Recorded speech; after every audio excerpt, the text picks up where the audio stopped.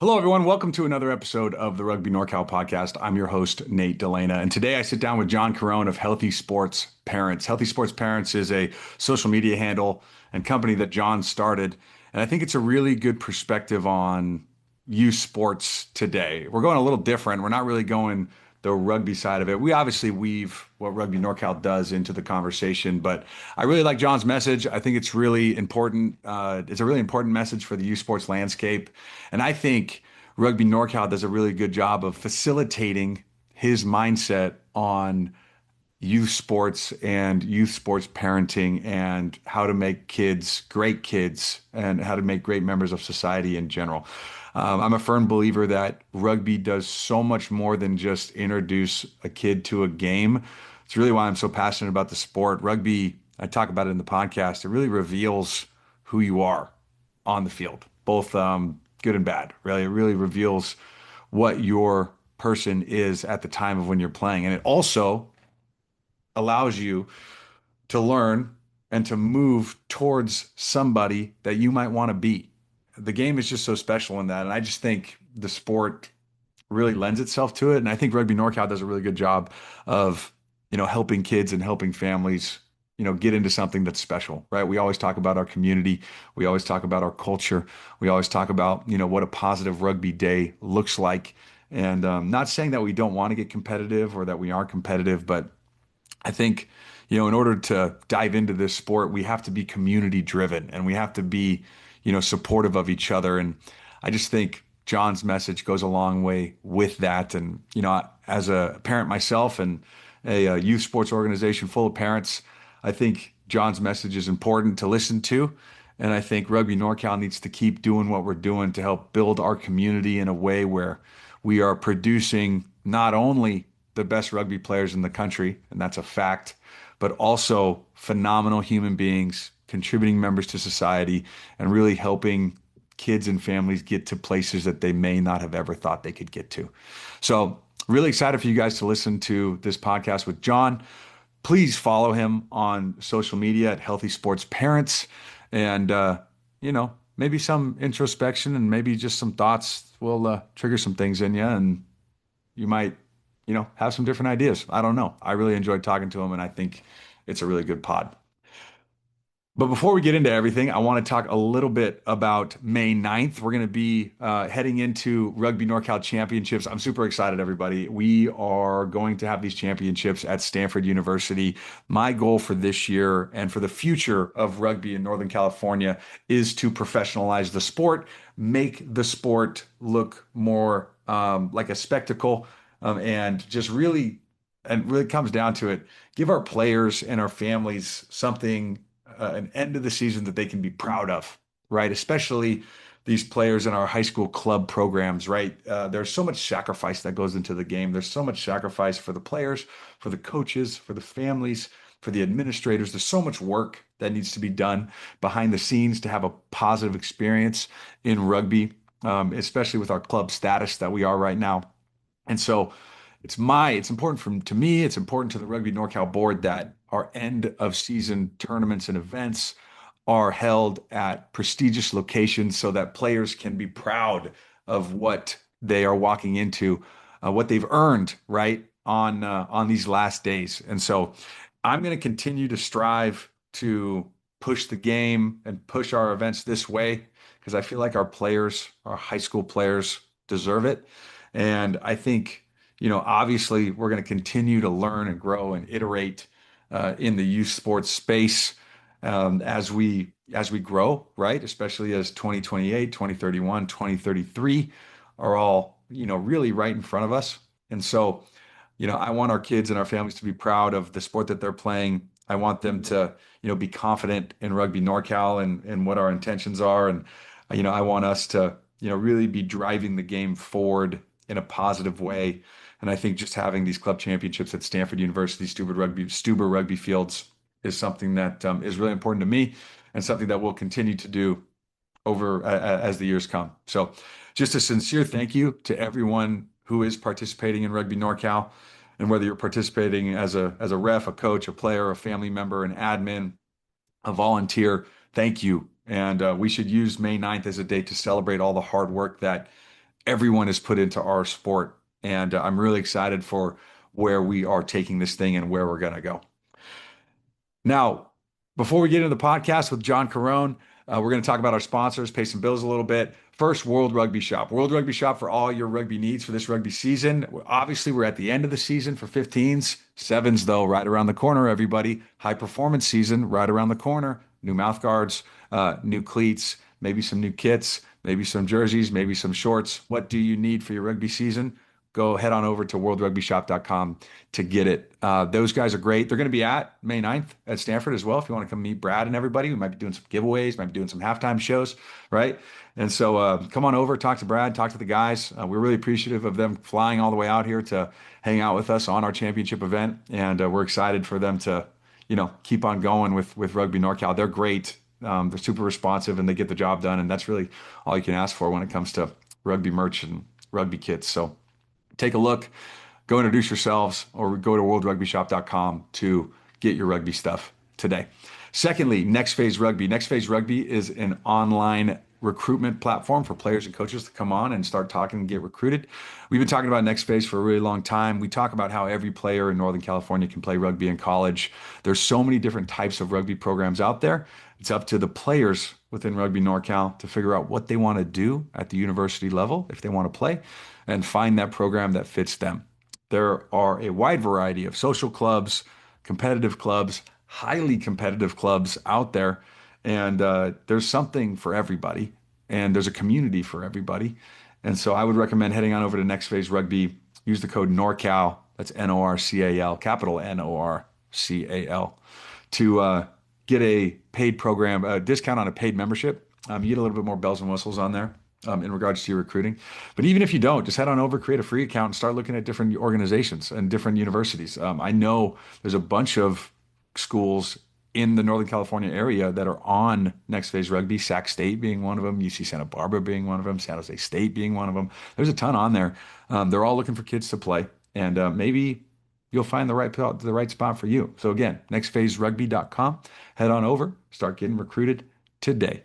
Next, VO Cams is our AI camera company that sponsors the Rugby NorCal podcast. They're going to be at Stanford as well this year, recording the games. We're going to throw all these games up on YouTube after. We're actually going to be double recording. We're going to be streaming the games live for the championship games live for everyone to see. But then also we're going to be recording on our VOs and we're going to be putting them up on our YouTube at Rugby NorCal. We've got a lot of good stuff on that YouTube channel. Maybe go check it out a little bit. But VO is a phenomenal AI camera company. My personal opinion, the best quality video out of all the AI camera companies. There's a bunch of them, but definitely the best quality that I think out there. Easy to set up, great to upload into the system. They tag all the scrums, the lineouts, the tries, the kickoffs, the penalties, so that when I go in to start, figuring out what my team did, it's easy to just kind of skip around and get to where I need to get to rather than trying to tag everything manually after, right? And so high quality video set up for you, easy to set up, all right there, ready to go. Head on over to vo.co and grab your VO for next season, right? Or maybe even summer sevens season, right? Could be a good thing, right? I know a lot of people want to go to NAI sevens and win a championship. You might need some video to, see what you guys can do better. So again, that's vo.co. And then last, but definitely not least, Irish Rugby Tours. Irish Rugby Tours is a rugby touring company that have been doing it for a long time. I went on Irish Rugby Tours when I was in college. These guys know exactly where to go, exactly how to do it, and they know people all around the world. So it's not just Ireland that you're going to. You can go anywhere. I went to Italy and Ireland when I was in college. These guys will send you everywhere. And you guys will have a phenomenal time on tour. Touring in rugby is just so unique, right? Like it's the only sport really where you go on these international tours. You can go to some foreign country and get that rugby cultural experience. And it's, it helps families understand, oh, wow, this is a global game, right? Everyone understands rugby culture. Everyone understands what this is all about. And I just think it's so important that clubs get out of their region into different areas and learn what else is out there. Right? It not only does it just help the kids understand what they're doing and how great the sport is, it also helps parents understand all the opportunities that the sports gives you. So, you're investing in a rugby tour, but you're also, investing in a tight-knit rugby culture within your club, right? It just brings everybody together. And every time someone goes on tour, they always come back better. That's for dang sure. So head on over to Irish Rugby Tours, get in contact with those guys, and start planning your rugby tour for next season. Get on out there. Let's go see the world. All right. Again, that was long-winded, everybody, and I appreciate that. I appreciate you bearing with me. But again, like, subscribe, share this podcast. Please, give us a 5-star rating and review. We're just, again, trying to grow the game, right? Trying to grow rugby. Youth rugby is a sport in the youth sports landscape, and we do a great job of building great kids. So the more publicity, the more we get the word out there that we're a real thing, the more kids will play, the more kids we can help out, the better our sport gets, and we'll hit that critical mass and we'll be taken seriously. And I really, just super appreciative for everyone that continues to listen, and would hope that you can help share this thing and get the word out there that rugby's great for everybody. So thanks again. And here we go. Let's start our podcast with John Carone of Healthy Sports Parents.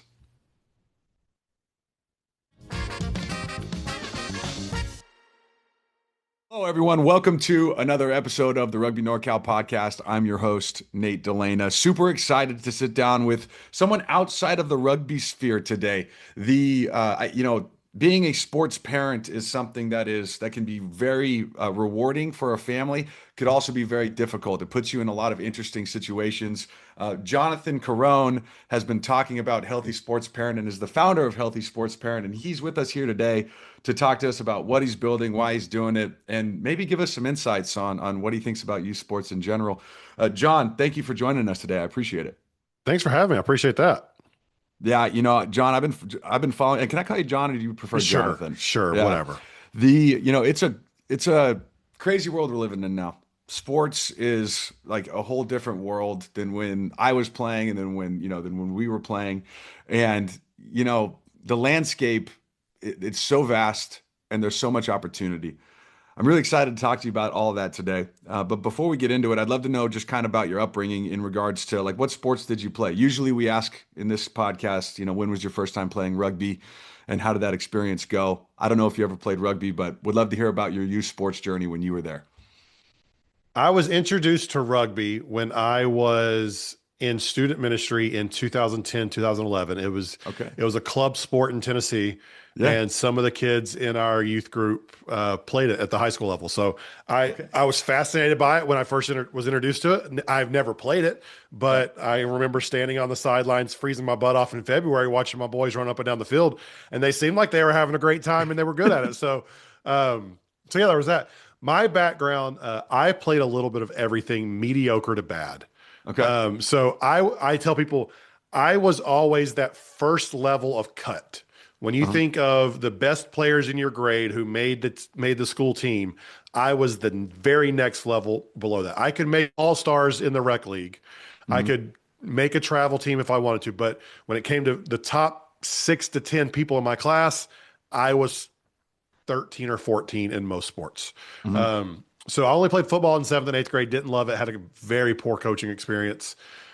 Played predominantly soccer, baseball, and basketball growing up. Soccer was my best sport, but I thought I was better at baseball, so I gave up soccer early. Played baseball the longest. And then I played a season of roller hockey. Nice. I did. Let's go. I was best male volleyball player at church camp in 6th grade. So I had that going for me. So I was just the kid. Like I did all of it as much as I possibly could. We're playing roller hockey in the driveway. We're playing wiffle ball in the front yard of friends' houses. Like I was the sports kid, and never was great at any of it, but really enjoyed playing all of it.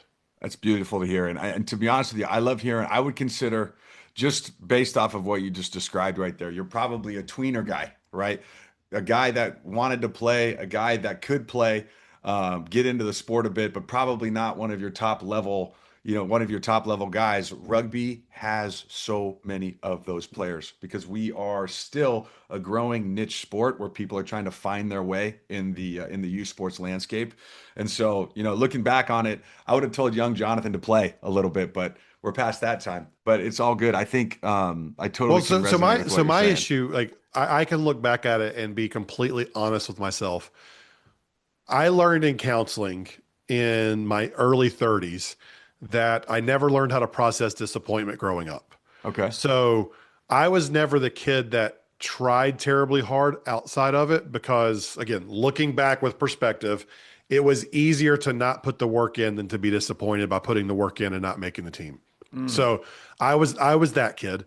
So I just liked showing up and playing. Like I didn't do the stuff in the off seasons. I just rolled one sport to the other. So there was that, but I was also really into other things. Like I was a band kid. So I was in all the bands in high school. I was in a rock band for a couple months, like a couple years, like just like doing all of that stuff. And so I was the epitome of into a lot of things. Cool. So to have to specialize and put all my time into that, even if I didn't have the other side of making excuses and running from disappointment, like even if you took that side of it away, I still don't think I would have been the kid to really invest in trying to be the best because I wasn't obsessed with it at the level you need to be to do those things. You had range. That's great. That's great. There's a good book called Range out there that I think Yeah. is highly valuable to a lot of sports parents and people in general that they should read.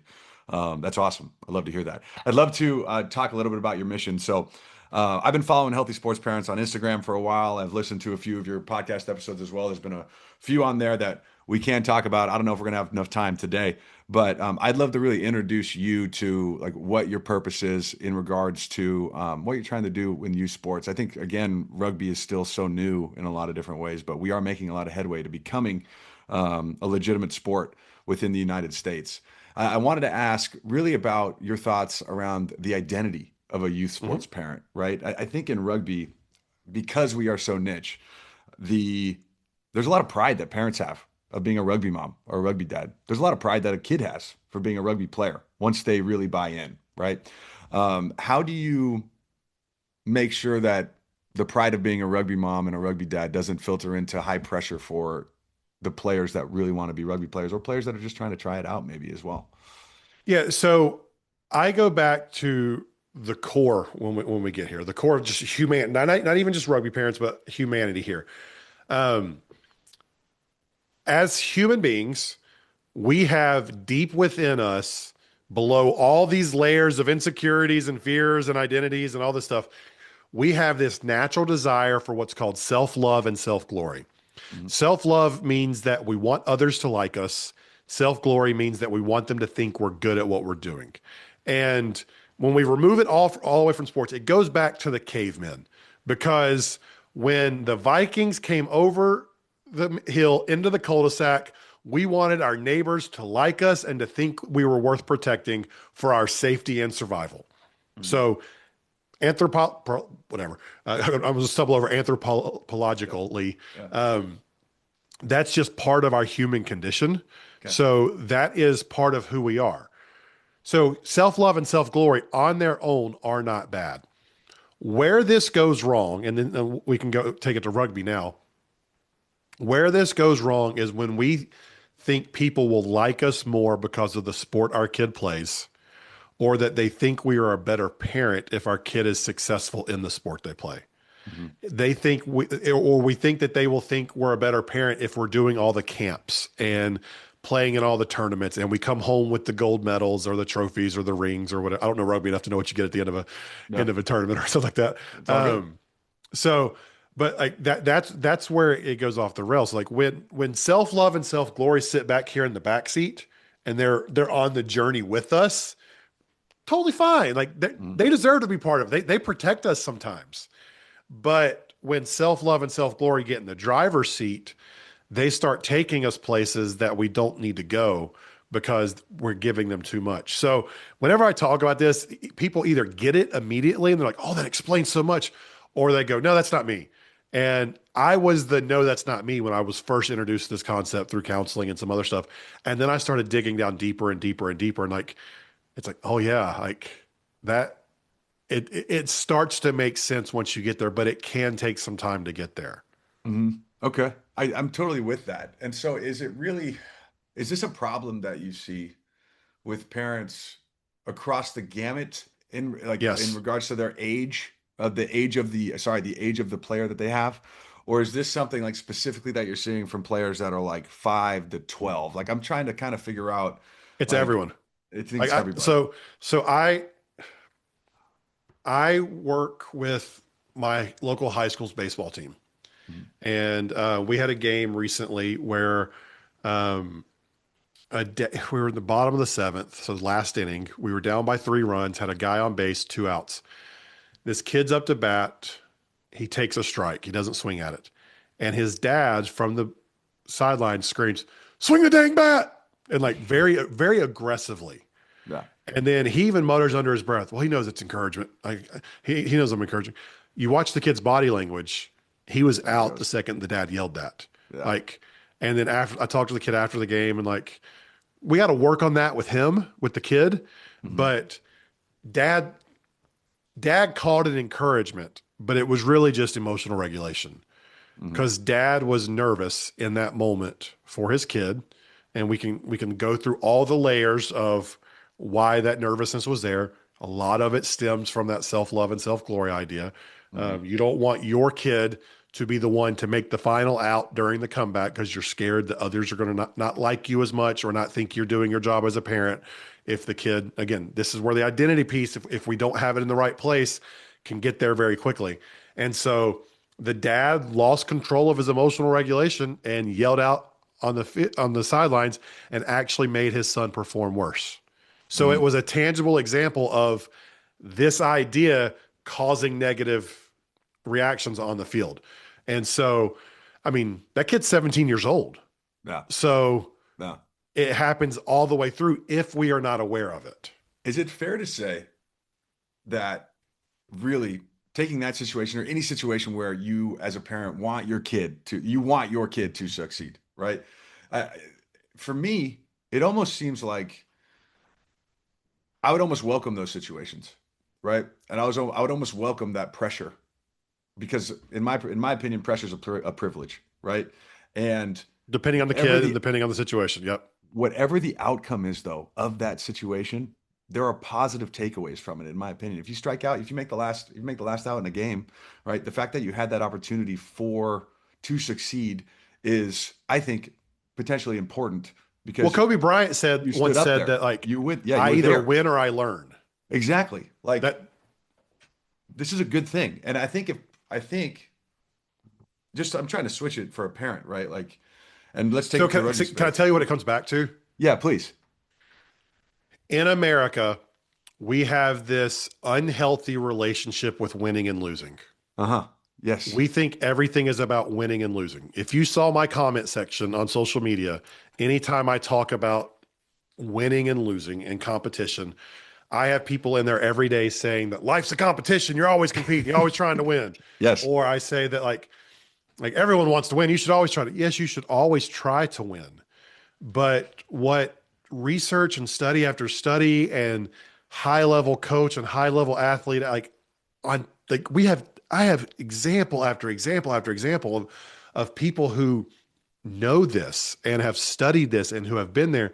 They all say that the Nick Saban quote is the summary of it. He goes, outcomes are a distraction. Hmm. Control what you can control and the outcomes will take care of themselves. But the outcome is a distraction. Hmm. And so when we have an inappropriate, I won't say wrong, inappropriate view of winning and losing, Yeah. then we can't look at it as life lessons. Hmm. We can't look at it as, hey, sometimes failure is okay. Hmm. We when we have an inappropriate relationship with winning and losing, we don't realize that focusing on winning adds an unhealthy pressure and actually makes kids perform worse, is the example of the baseball player here. Um, there's the study of it was 13-year-old boys playing a pretty high level basketball. It was about 100 kids or so. They followed them over the course of a year of something like 40 or 50 games, and they asked the kids their feelings on a certain, like basically surveyed them after every game they played. And what they found out was that everyone thinks winning is more fun than losing. But what this study found out was that winning in an environment that was focused on outcomes was oftentimes less fun than losing in environments that focused on effort and growth. that kids would sometimes rather lose a game, but be surrounded by coaches and parents who cheered them on for their growth and their effort than they would win a game when the entire focus was on the outcome of the game because of the pressure around it. Mm, And that goes back to, there was the Fun Map study with Dr. Amanda Visick from originally 2015, but it's been replicated a few times, that they tried to map out what's fun in sports. And there's like 80 things that they listed out. And the top four things were playing with friends, yep. Community. competing, not Yep. necessarily winning, competing, learning new things, and having adults, parents and coaches, who support them as they try new things and fail. Mm, Those are the four things that over the course of all these studies made sports fun. So we're going to try to win. We always try to win. But, and then you can correct me if I'm wrong here because I don't know rugby as well as you do, but my guess is, just like other sports, there are different positions on the field, and kids, when they're learning, need to play those different positions so they can be well-rounded players. Well, mm, for the development of the kid as a human, as an athlete, sometimes you got to put them in a position that they're not best at. So mm, we're still going to try to win with that kid in their not so great position. That doesn't mean we're not trying to win, but we're mm. seeing a long-term impact, because if this kid's playing rugby before puberty, we don't know how their body's going to develop. We Correct. don't know if the kid who starts in that other position is going to break their leg one day and then we need someone to fill in. And if no one else on the team's ever played that position, then we're screwed. But maybe Jimmy over here, he doesn't love it, Hmm. but he can fill that role while Tommy comes back from a sprained ankle. Then, like, for the long term, we've got to prioritize it. And when winning is in its proper context, we can see, hey, we lost that game, but dude, you played out of position. You played your butt off. You tried so hard. Yeah, you made a couple of mistakes. We can fix that. But I am so proud of the effort you gave in doing something new and how brave you were to try something new to support your teammates. That was a great job. Like, that's what makes sports enjoyable for kids. 100%. And I love hearing this conversation. I love having this conversation because our rugby and so in Rugby NorCal, like we don't keep score for U10s and U12s and U8s. Like there is no championships. We just run jamborees, right? They play 3 games against different opponents, right? There's really no trophies, right? We really don't start getting into the competitive side of it until we get into the middle school side. And even with that, we're still allowing clubs and teams to really make a decision on where they want to compete and how they want to compete, Yeah. right? And I think that type of optionality in sport is good, right? And just to talk a little bit about like from the rugby side of it, like it's I think one of the most inclusive sports of all time because everyone has to be able to do everything, right? But there's Hmm. also specified roles for dudes like me who were bigger when they were kids, and dudes that are a little smaller, right? And so you can see guys that are, 50 pounds and guys that are, bigger, like 120 pounds on one field, all working together at the U10 level, right? Which you can't really find, I think, anywhere else, Right. and they all have to do the same thing. So I'm with all that, but I do the optionality in sport. I think is so important. Framing it in the right way is so important. I Can I know speak to the score thing for a second? Do you yeah, I'd love mind? to. Yeah, before we get into rec. Like a lot of times people, especially if they're not, I don't say this, listeners, I'm not saying this negatively, so please don't think this is Hmm. judgmental. If they're not educated in the science and the psychology and all this, the natural emotional response is, well, why aren't we trying to win? Why, like, keeping score? Like, there's a negative connotation to not keeping score. What I want to say to that is, we might not be keeping score on a scoreboard, but kids often know. Like, Exactly. we keep score on the playground. There's no Hmm. scoreboard there. Like, I coach U12 recreation soccer right now. The kids know the score coming off the field. Like, we don't have a scoreboard up, but when we de-emphasize the score by not doing it officially, then we allow that growth to happen. And the example I'll give you is on the soccer club I'm on the board of. We did an end of season recreation 1 day tournament for 2 seasons in a row. And to do this, we had to keep standings throughout the year. And both seasons we did this, we had issues all throughout the season, like teams running up scores on the tournament day. We had parents going crazy, kids going like taking it too seriously. I had kids on my team second, third game of the season worrying about how a result was going to impact the seeding in the tournament. Yep. So instead of playing with freedom and going and trying new things, they were playing conservatively because they wanted to protect the future tournament. So what we did this past year was we changed it to a festival where the end of season, you're going to get 2 games no matter what. And as the administrators, we knew who the good teams were. We knew who the bad teams were. And so we set the end of season games up. So the good teams play each other, bad teams play each other, and everyone got to compete. And one of the pushbacks to that when we first introduced it, we had a couple coaches saying, so we're not going to keep score? Does winning not matter anymore? And what we had to communicate to them was that kids are going to keep score no matter what. It's just, again, human condition. You're going to compete. Kids like competing. Competing is fun. But by de-emphasizing the score and not keeping track of the records for the entire season, that game ends at the end of that game. There is no long tail at the end of that game. So a kid who's learning the position or learning new things in game 2 and he messes up, that doesn't impact game 8 or so whatever it is. So let's go compete right now, do the best we can. And then we get the gift of saying that's in the past. Let's learn from it and start from scratch the next day. So it's not that we don't value winning and losing.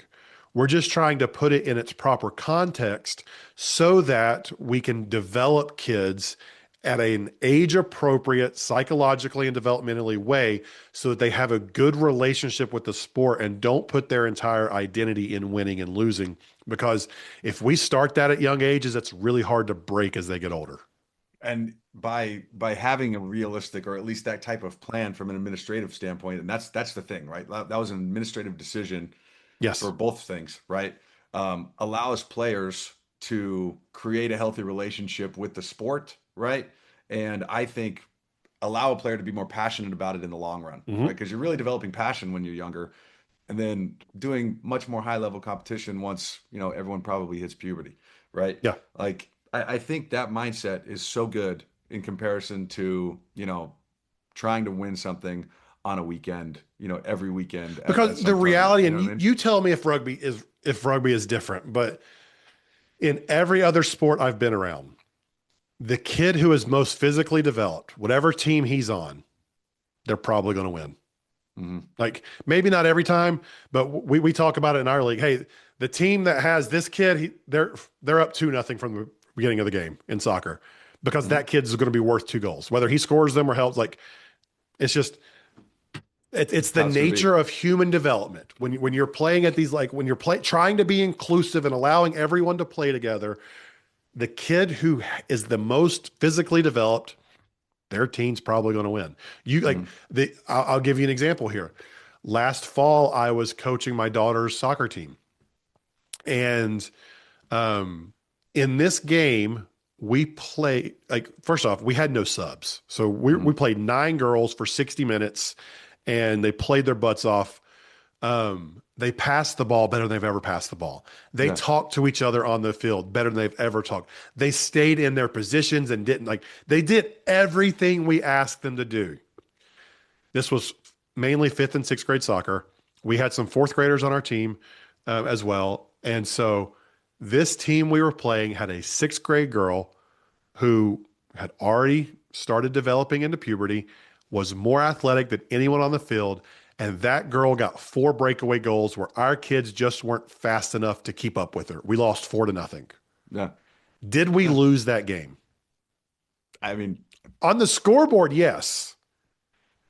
But that was maybe the best game we played the entire season. Because they're actually playing the sport. They are playing the sport, right? It wasn't one kid we didn't have the dominant athlete on our team that could outrun everyone. Our best athlete was a 4th grader playing a year up, and she was a foot smaller than this taller girl. And so physically, she's 2 years behind her. And so we couldn't expect her to carry the load the same way. We're developing at different ages and stages and rates at this point. So the final score, outcomes are a distraction. The Yeah. final score is rarely indicative of the actual game in a lot of these competitions when we're talking about kids playing sports.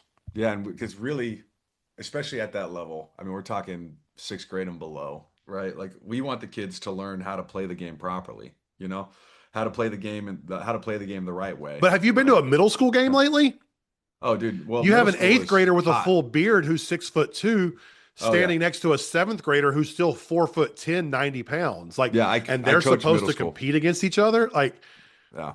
I went to a base, like our middle school is right behind our high school. So Yeah. earlier this week, um, started baseball practice. We walked up the hill to stand in the outfield and just support the middle school kids.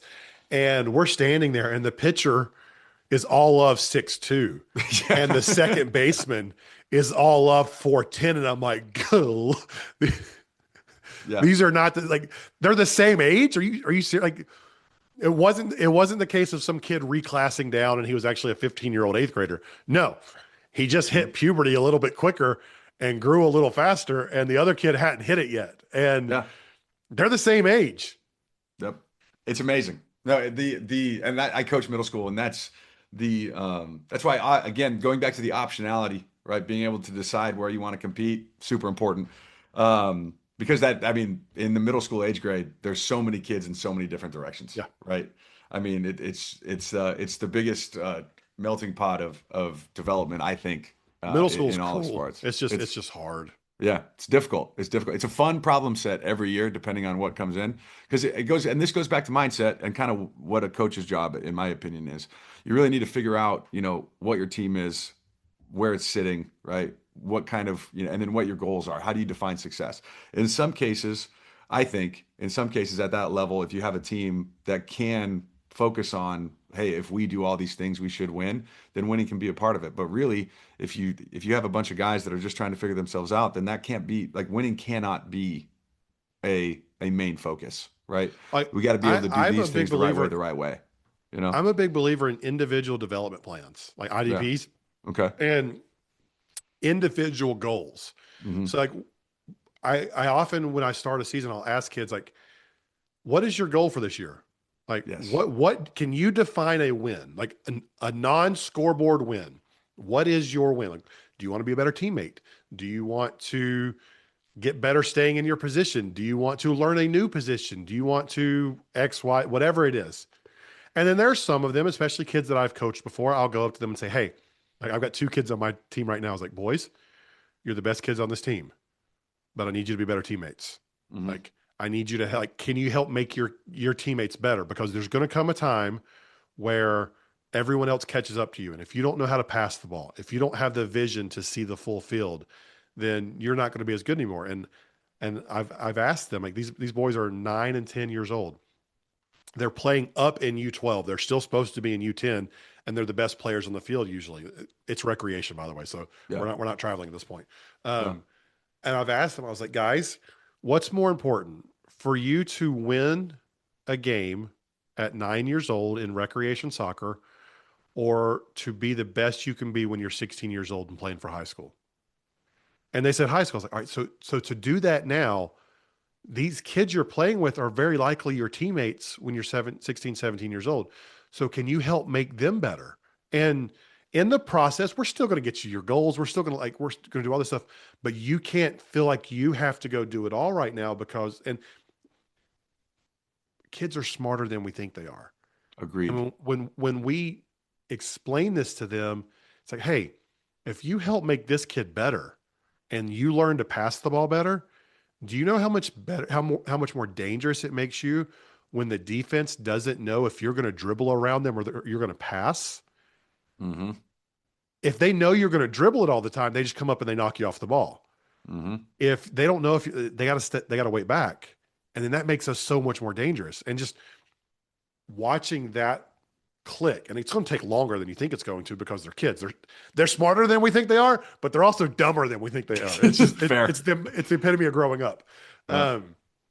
But like if we take the time to teach them those things, it's like, oh, they get it. And Hmm. I would rather lose a game where my best players are working on supporting their teammates and helping make their teammates better than win a game when that best player just goes and takes over and doesn't involve the rest of the team. Yeah, man, it's great to hear that. I mean, I could not agree with you more there. I mean, especially because of what you said earlier in regards to being better when it matters, right? When it matters more, I should say, Yeah. right? Games are hotter, games are more competitive in high school than they are going to be, right? You're going when to you're young. remember the So results of your high school career totally, more than your 12U travel ball results. totally, totally. When is it time to go from? Is there a time to go from recreational play to travel play before 12? So Is it? that Is is, it? What is it? Like, so what I have to acknowledge, and this is a rugby podcast, so you all know your situation more than I do. Um, every location is different. Every kid is different. mhm, What I tell people is your kid is not ready for travel until they're doing the work needed to get better at home without you telling them to.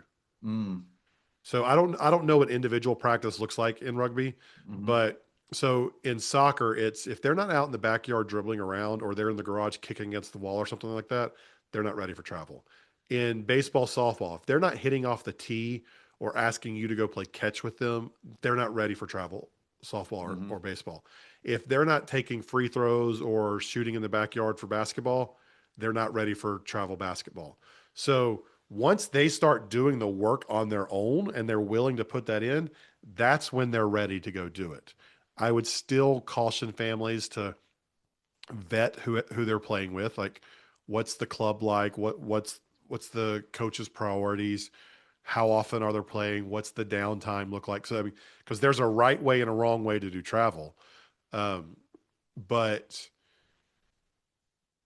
if a kid wants more competition and they're already putting in the work and we can afford that from a time and money perspective as a family and the organization is doing it the right way, have at it. Go like our job as parents is to support our kids' passions and to mhm, facilitate their healthy passions. And if we have a kid who wants more, let's give it to them if we can, mhm. but let's do it with the right boundaries so that we can do it safely and in a healthy manner. Yeah, yeah, and I think that's fair. And I think parents should, in my opinion, when they find an organization or they find a sport or they find a person or a coach that is helping their child move in a direction that's not, again, not just about winning and losing, but just developing character, like in developing their player, their kid as a person. I think that's valuable to invest in, Yeah. right? I think that part is big because really from a parenting standpoint, especially as the You're kids not get older, investing in rugby at that point. You're no, you're investing in investing in human development of the development. kid. Yeah. Exactly. I So agree. I can't tell you how many messages I get on Instagram multiple times a week at this point. Hey, my kid's 9 years old and we've been doing travel for 2 years and I mean 12 years, whatever it is. And now they're saying they don't want to play anymore. And we've invested so much money in this. And I don't know if we should make them keep playing because they're pretty good or if like, are we letting them Yeah. quit? And I was like, you have to reframe that. You're not investing in your kid as a softball player. You are investing in them as a human being. Correct. And if they get to the point where they say, you know what, mom and dad, I'm done with softball. I've got an example of a girl at my high school right now, the high school that is in my town. Great softball player growing up, has played travel softball since like I've known her mom since I was a kid. So I've seen the Facebook post for years upon years. Great softball player, played varsity as a freshman. Her junior year this year, she's playing lacrosse. Yeah. Never played lacrosse before in her life. I don't know the story. I don't know why she decided like, but for some reason she decided she didn't want to play softball anymore. So she's trying lacrosse for the first time. And we're a small town, so she was able to bounce over. But if mom and dad viewed the last 8 years of her life as investing in her as a softball player, then that's wasted money. Correct. If they've, and I don't know what they've used, so I'm just using this as a hypothetical example. If if they viewed it as investing in her as a human being, Hmm. then let's go watch some lacrosse and figure this sport out together and support her in high school and let her help her learn new things and go through new challenges and continue learning these lessons and teach her that she can do hard things and she can be brave to be bad at something before she gets good at it, and all these other things that we want our kids to learn, then that money that was spent on travel was well worth it because she's going to grow up and have all the tools she needs to be a great human being. And I can't, I'm so happy that you're saying that. And I'm glad just because I think just taking this back into rugby and tying it in, rugby has this very interesting ability to reveal who you are on the field, all the good, all the bad. And it also gives you the opportunity to get better in a lot of different ways, right? And I think the contact has a part of that. And then, just kind of what you're asking, players to do on the field. And then also like from a parenting standpoint, like if you're letting your kid play rugby, then like you're definitely open to growth. And so I think, and really like from a scholarship standpoint, they're out there, certainly, right? And you can play in college. Certainly every kid in rugby, every kid that plays rugby can play in college because But there's so many different most college opportunities. rugby's club at this point, right? But most of it's club, right? And so the way that the way that I look at it is like if you're playing rugby, you're really playing it for character development, player development, and for passion, right? Yeah. Because that's just the kind of sport it is right now. We're working on it, but I think there's going to be more opportunities in the future. But I couldn't agree more. In regards to parenting, though, I love what you talk about the 24-hour rule, right? And the car ride home. Is there, in regards to like that personal growth thought process, how important is the ride home? How important is the 24-hour rule to you? Yeah, I like 24-hour rule is great in theory. I don't it can be a 12. The hours don't matter as much. But what I say is the car ride home is the worst time to give unsolicited feedback to your kid after a match or a game or a performance. Um, if they want feedback, they will ask. Like Hmm. some kids are like, they're just wired to want direct feedback right there. And they'll, hey, mom and dad, how'd you think I did today? Like, what'd you think of this? And they'll ask questions. But when your kid comes off the field, they've just spent an hour pouring out themselves emotionally and physically and socially. And so to give them feedback immediately in the car, they are not in a place to receive that feedback in a way that is positive and actually leads to action. If they ask for it, they are. So the difference is if you're going and if they're in the car and you're automatically giving feedback, that's just your own emotional regulation. Yeah. You're just Yeah. trying to get what's like you just watched your kid play and you've paid for it, you've invested time and money, and I understand all these emotions. But you telling them your thoughts right then is just about getting your emotions out. Because what we know is that, I mean, if you look at pros, the pros don't go watch game tape right after the game's over. They wait till the next day. After a win or a loss, coach comes in, hey, big picture idea. We got some stuff to work on. We'll get back at it tomorrow. 1, 2, 3 team. And then they give themselves time and they go into practice the next day. So just like that, like after a big event, like say in the corporate world, if you host a big event, you don't do the debrief the second the event's over. You go home and you debrief the next day or in a couple of days once you've had time to think and process about it. So our kids who are not emotionally developed, they don't have fully formed brains yet. Like, why do we think they are in a place to immediately hear the feedback right then? So that's the first the joke I make. The only three things you should say in the car ride home are, I loved watching you play. What do you want to listen to? What do you want to eat? Those Yeah. are the only three things you should be asking them. Yeah. If they want to talk about it, they'll tell you that. But then even that, maybe it's later in the day, in the evening after time they've had time to cool off. Maybe it's the 24-hour rule and you do it the next day. Whatever the timeline is, I'll go up to my kids. I'm like, hey, can I tell you something I noticed in the game today? Or do you not feel like talking about that right now? Sure, you can tell me, or no, I don't want to. I'm gonna respect that. I'm not going to put like, and if they don't want to hear it from me, I'll be dad. Like I don't have to be coach. Yeah. And they have a coach for a reason. If you don't trust your coach to make them better, you need to find a different coach. Thank you. And so your role is to be parent. And if they want the feedback and they're willing to hear it, then give it to them. But this, like, sports are an extracurricular. It's not the equivalent of school. It's not the equivalent of chores. Like there are places in their life where you have to give them unrequested feedback. Their behavior, their emotions, their schoolwork, all of these things. Those are the essentials that as mom and dad you have to give feedback on. Mhm. Sports are an extracurricular. We don't have to give feedback. We pay for coaches for a reason. And if the kid doesn't want to hear the feedback, maybe that tells you a little bit either about your relationship with them or it tells you a little bit about their relationship with the sport. And Super so fair. if your kid never wants to hear feedback from you, I would start asking yourself why that is. Is this, and this is kind of how why you preach like the kid-led journey, right? Like the kid, Yes. like you want the kids to lead it, right? And Yeah. and let them give you the feedback, right? Is that kind of how that would go, you think? Sports are an extracurricular. Yeah. And let's go back. Why did we sign our kids up for sports? Why did we sign our kid up for rugby? What did we want to get out of it? Well, I'm guessing it wasn't a college scholarship because that's not very common for the rugby world. So it was to be active, probably. It Hmm. was to be part of a team, to learn you can do hard things, to develop new skills. Well, if we are putting this extra pressure on our kids by giving them unrequested feedback, usually negative, usually things that they did wrong, then that is adding pressure and making them connect the sport to something negative. What happens when they connect it to something negative? They stop enjoying it. What happens when they stop enjoying it?